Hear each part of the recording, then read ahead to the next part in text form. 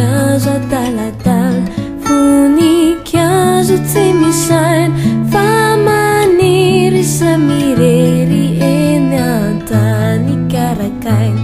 Manodidina rehetra efa ringitra avokoa, efa tapitra matory izy rery no mifoha. Ty fokoko adala tsy mba mahay manadino ny rehetra raha mangina zay mbola mino mbola tena mahatsara na fitiavako taloha, mbola velona ao am-poko tsy mitsatra mamono.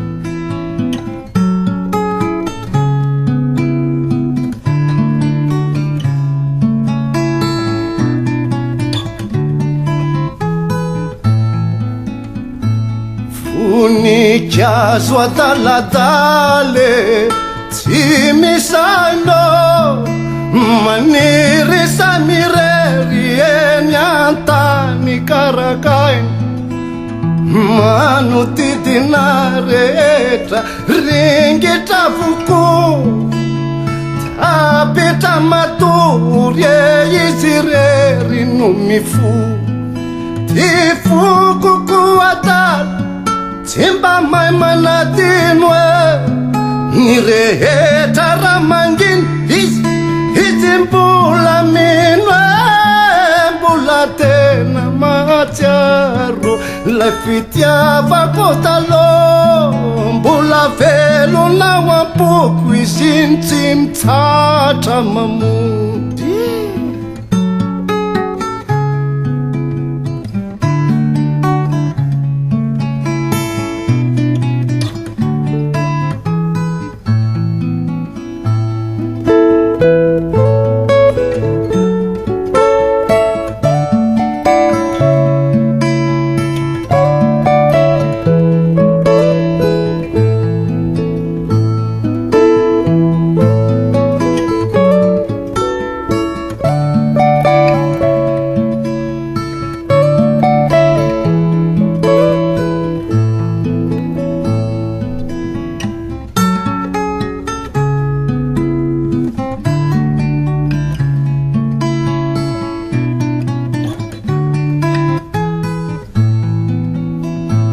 Voninkazo adaladala, voninkazo tsy misaina, fa maniry samirery eny an-tany karakaina.